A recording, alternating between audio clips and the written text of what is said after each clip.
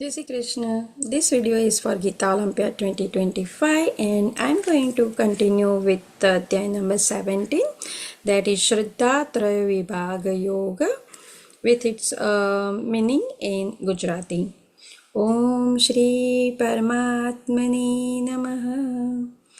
Arjun Uvacha ये शास्त्रविधिमुत्सृज्य यजन्ते श्रद्धयान्विताः तेषां निष्ठा तु का कृष्ण सत्त्वमाहोरजस्तमः।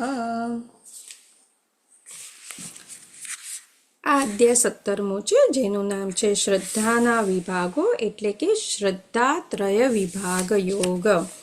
એનો પહેલો શ્લોક છે, એનો અનુવાદ છે કે અર્જુને કહ્યું, હે કૃષ્ણ, જે લોકો શાસ્ત્રોના નિયમોનું પાલન નહીં કરી ને પોતાની કલ્પના પ્રમાણે પૂજા કરે છે તેમની સ્થિતિ કઈ છે? તેઓ સત્વગુણી છે, રજોગુણી છે કે તમોગુણી છે?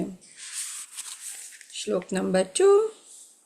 શ્રી ભગવાન ઉવાચ ત્રિવિધા ભવતી શ્રદ્ધા દેહિનામ સા સ્વભાવજા સાત્વિકી રાજસી ચૈવ તામસી ચેતિ તામ શૃણુ.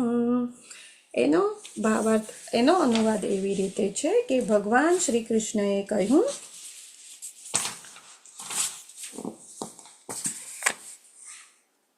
કે દેહધારી જીવ દ્વારા પ્રાપ્ત કરાયેલા પ્રકૃતિના ગુણો પ્રમાણે તેની શ્રદ્ધા 3 પ્રકારની હોઈ શકે છે: સત્વગુણી, રજોગુણી તથા તમોગુણી.